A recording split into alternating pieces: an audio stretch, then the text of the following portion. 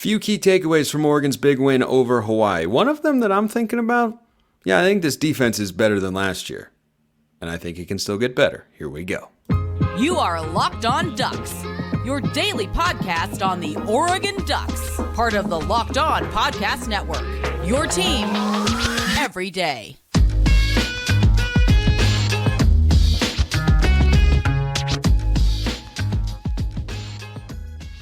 Yes, it is that time once again for Locked On Ducks. I'm your host, Spencer McLaughlin. Thank you so much for making this your first listen or your first view of the day. Part of the Locked On Podcast Network, your team every day, and your number one source to stay up to date with the Ducks. If you have not already, please like, comment, subscribe, rate, review wherever you listen to or watch this show, which today is brought to you by FanDuel Sportsbook, official sportsbook of Locked On. Make every moment more. Right now, new customers can bet $5 and get $200 in bonus bets guaranteed. Visit FanDuel.com/LockedOn to get started. Defense, standouts, and Oregon against the rest of the Pac-12 at this point in time as league play looms, with the big showdown against Colorado this week, which should be a highly anticipated affair, shall we say, for many reasons. But I want to start with the defense, the thing that we talked about the most this offseason here on the show.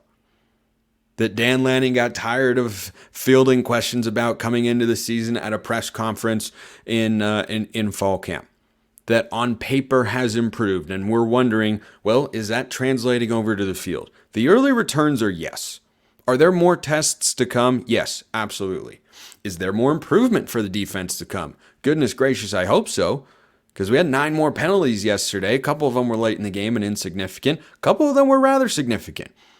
And if you're having those issues against Hawaii, you're going to have those issues forced by Colorado or Washington or USC or Oregon State, because they've got better football players than Hawaii does across the board, who have a couple of good ones, to be sure.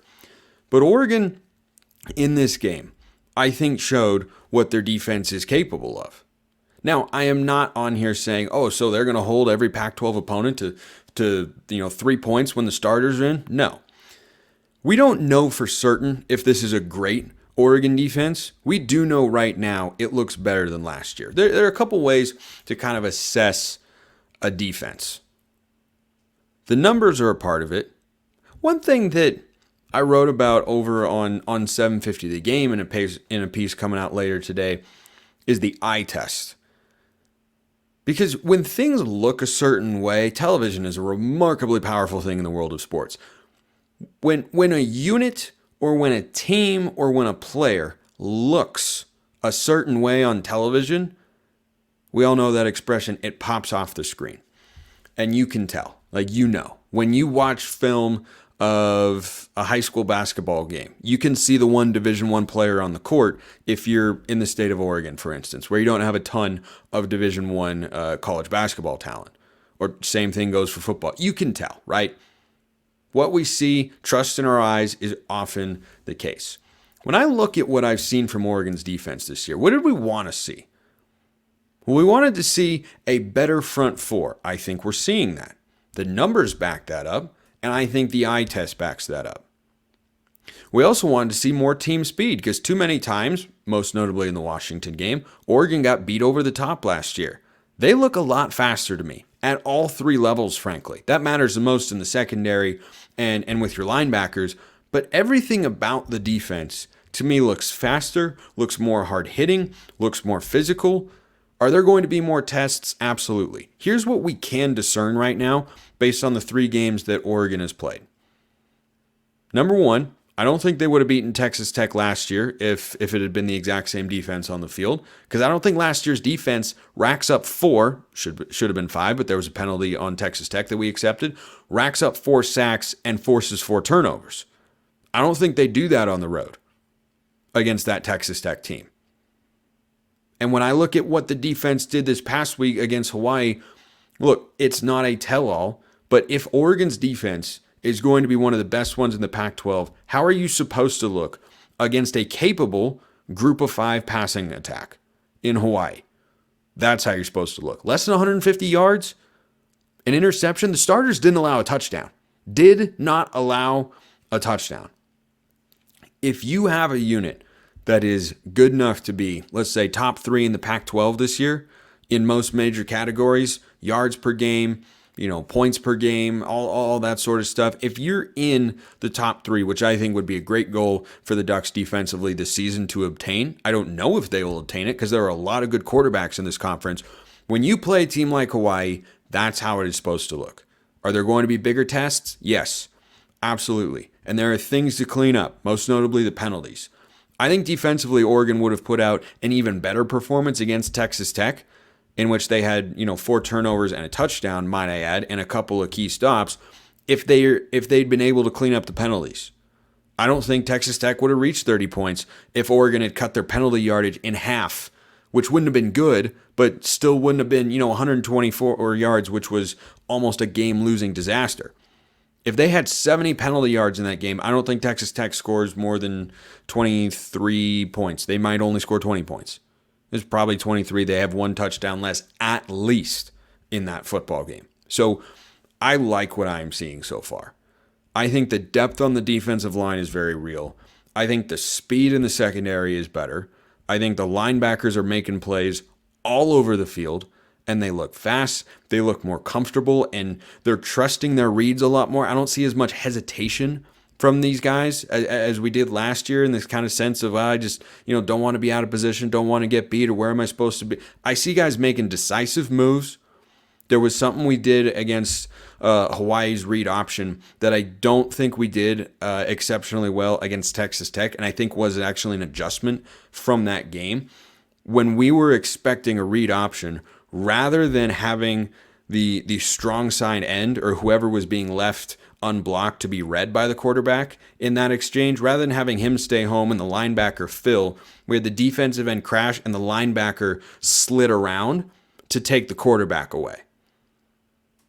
And it worked really, really well. Now, are other teams going to counter and, open up the RPO game when they see that on film? And will there need to be, an adjustment with the safeties or corners or somebody, I don't know exactly what that adjustment is, but will other teams see that and do something about it? Yes. But when I look at the way the defense is playing, I think they look aggressive. I think they look confident.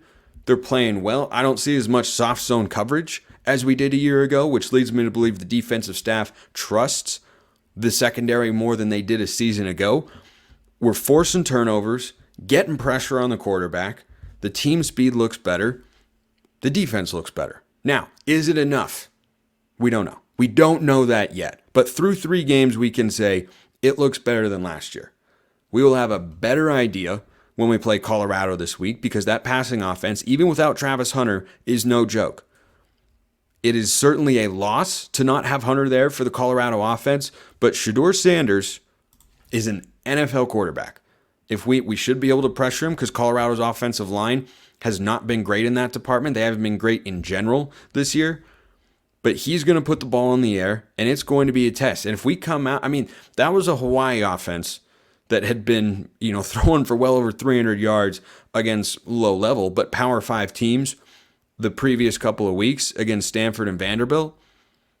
And we held them to under, it was like 131 yards, a touchdown and a pick, and the touchdown came against the, third or second stringers or, the non-starters in the game. That was a dominant defensive effort from the Ducks. Was it against Hawaii? Yes. But would you like to see it against Hawaii? Rather than seeing some cracks here and there that might get exacerbated against other teams? Yeah. But we'll have a better idea of just how good the defense can be when we play Colorado this week. If you hold Shedeur Sanders, we won't. But if we hold him to 130 yards passing, a touchdown and a pick, the defense will have arrived 1 year before I expected it to. But I think that it's going to be a really, really good barometer this week against Colorado. The offense, by the way, I like the offense. There's a lot of things to like about the offense. By the way, this episode is brought to you by Betterhelp. Give online therapy a try at betterhelp.com/lockedoncollege and get on your way to being your best self. Just like the way the offense and the defense and the team in general are trying to be their best selves every single week. That's what you need to be doing, and therapy can help you get there. If you are just feeling like you're stuck in the mud, or if your mind is just too jumbled, you're thinking too much, or you can't relax, then if you're thinking about starting therapy, give BetterHelp a try. It's entirely online, designed to be convenient, flexible, and suited to your schedule. Most importantly, just fill out a brief questionnaire, get matched with a licensed therapist, and switch therapists at any time for no additional charge if you don't think that particular therapist is working. So get a break from your thoughts with BetterHelp. Visit betterhelp.com/lockedoncollege today to get 10% off your first month. That's betterhelp, HELP.com/lockedoncollege for 10% off.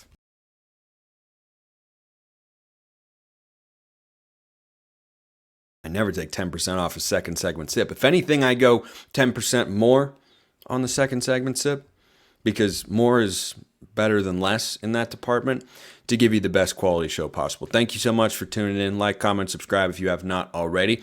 If you want to talk with me a little bit more, and maybe, just maybe, get a priority mailbag question sent in, you can join the Locked On Ducks subtext, which is in the comments below on YouTube, or if you're listening to the show on podcast, it is in the description. Free to join for a 14-day trial, $5 a month. After that, you can talk with me one-on-one and get priority mailbag questions. Otherwise, if you don't want to do that, it's not a requirement. I appreciate all of you. Wherever you're listening to or watching the show, it will continue to be free of charge. Nothing will change. It's just there for those who want it. So, the offense is awesome. I mean, the weapons that Oregon's got here. By the way, the Chris Hudson situation continues to resemble Byron Cardwell from last year. Might just be a guy who's getting forced out. He's good, but he might just be getting forced out of playing time because they're guys who we brought in that are also really good. Tez Johnson is one of those guys. He is an exceptionally good football player. Was the second or first highest graded receiver on PFF from last year. We're seeing why. We are seeing why. Tez Johnson, the running backs, we go three deep. I mean, if any one of those running backs are out for a game this year, I have no qualms. Not that I don't like any of those guys. I love all of them. That's my point. I am so confident. Like, if Whittington had to miss a game, we're good. If Bucky had to miss a game, we'll be fine. If Jordan James had to miss a game, we can still run the football. Like, those three guys are playing, all of them, at such a high level right now. I love what I'm seeing from them. I think the tight ends have been solid. Patrick Herbert's looked good. Love the way we got Kenyon Sadiq involved with that fly sweep last week. Man, I loved that. Absolutely loved that, because he's that kind of athlete. But deep, versatile, offensive line, kicking butt and pass protection again. JPJ at center, who, by the way, hilarious exchange between Jeff Schwartz, who's a great follow, and JPJ on Twitter. He's laughing at himself. Bo Nix was rolling left in the red zone, and JPJ was like, come on, I'll block the guy. And then he kind of Superman dives forward, but it ends up being like a dead fish lunge. And then he plops down onto the turf, and he didn't really hit a guy, but he kind of got in his way, and then Bo just scampered out of bounds for like 3 or 4 yards. It's a really, really funny video, and JPJ had some fun with it because he's an awesome guy. So shout out to Jackson Powers Johnson, who's our starting center, and I mean, that guy is looking really, really good at that position. And that's not an easy thing. Going from guard, right guard to left guard, or guard to tackle, that's one thing. Going from guard to center, that's a big change, and he has been outstanding. I haven't seen a single bad snap. The protection's been great. Bo's got all day to throw. It's been fantastic. So Tez Johnson in the offensive line, definitely a couple of the standouts that I had jotted down from my notes from last week. Another one, individually on defense. I was talking about the defensive line earlier and how much better they look and how much more physical they look. Popo Amavai was, in 2021, along with Brandon Dorlus, I believe, on PFF, the highest graded interior defensive lineman in the Pac-12. He looks like he is right back into that form, because he's had a sack each of the last 2 weeks. And he is the rare guy who's a defensive tackle, a true defensive tackle, that can really get after the passer. Dorlus is kind of a back and forth, and I think better as a defensive tackle, but he can line up at end.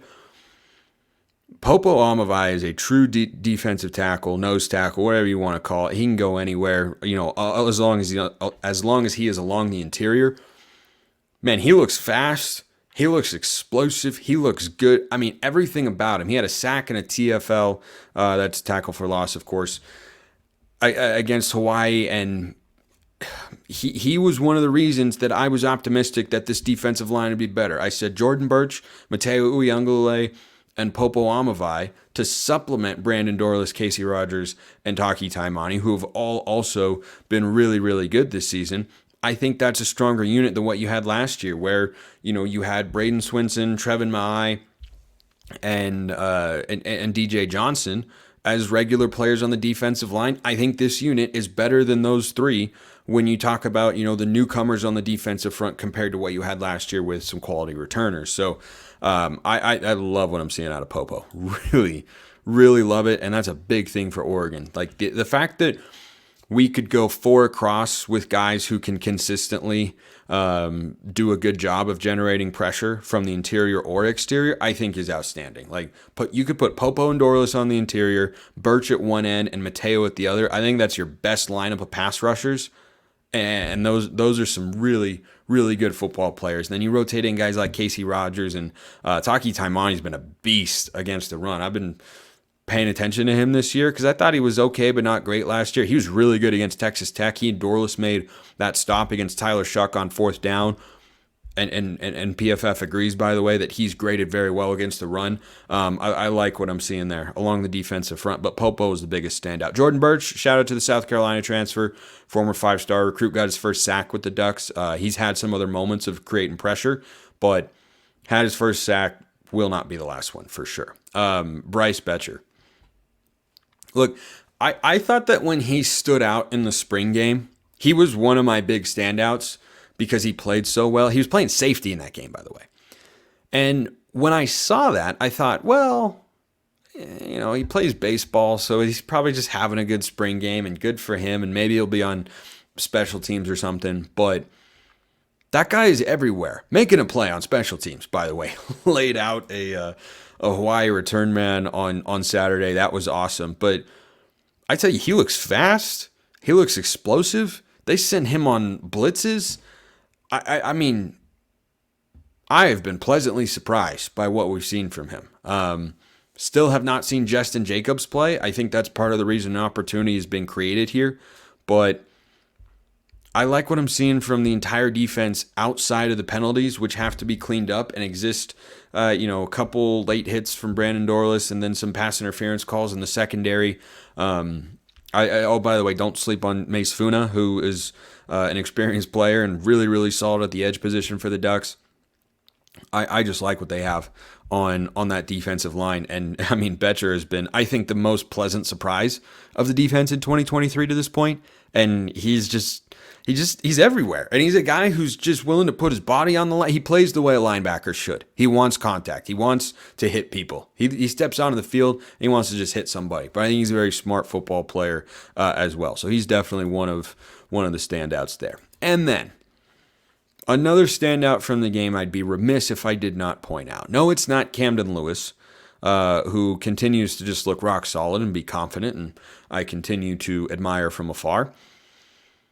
As a former middle school kicker myself, Ross James only had 2 punts on Saturday. What do you think his per punt average was?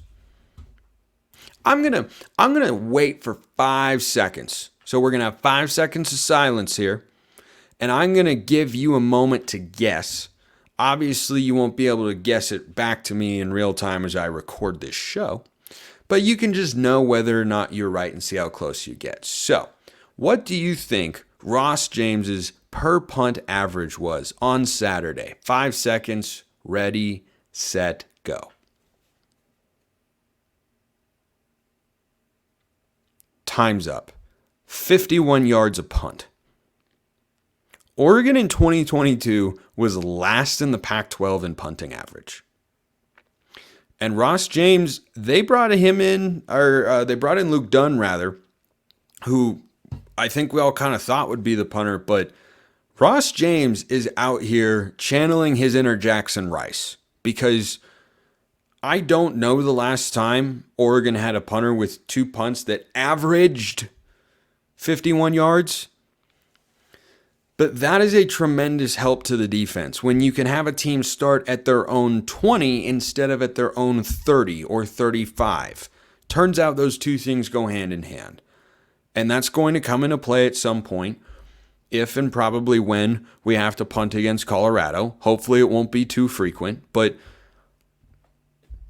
it matters. It does. It's not flashy. It's not sexy. It's not offense. It's not a sack guy. It's not an interception. But I looked at that per punt average and thought, that's a noticeable upgrade from last year, and that helps the defense in a big, big way. I'll have a few more standouts on tomorrow's show once I go back and kind of study it a bit more. But you can be out there studying how to get better in the non-alcoholic beer game with Athletic Brews. So much like Tez Johnson was just exhilarating on the 49-yard touchdown, just like that in the blink of an eye, like Thanos can snap his fingers on Saturday against Hawaii, he changed the game and kind of set the tone there by making it very clear, okay, this is how this is going to go down. Well, that's what Athletic Brewing has done in the non-alcoholic beer game. They make non-alcoholic beers that actually taste good. I have gotten a bunch of cans in my fridge. I don't have as many as I used to because I keep drinking them. They're really, really good. They beat out full strength beers in global competitions. They're great tasting. They're award-winning, fit for all times. No alcohol, no hangovers. You don't have to deal with any of that. No hangovers ever, but you still get the great taste. And they do taste quite good. You can find Athletic Brewing Company's non-alcoholic brews at a store near you or buy online at athleticbrewing.com. First-time customers can use code LOCKEDON to get 15% off your first online order. That's code LOCKEDON at checkout for 15% off at athleticbrewing.com. Near beer, exclusions and conditions apply. Athletic Brewing Company, fit for all times. All right, let's wrap up today's show with a mailbag question, which, again, you can always be a part of YouTube comments or on Twitter.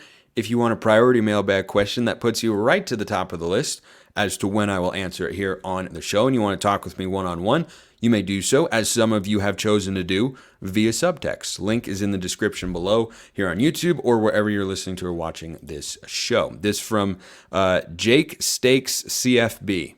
All right.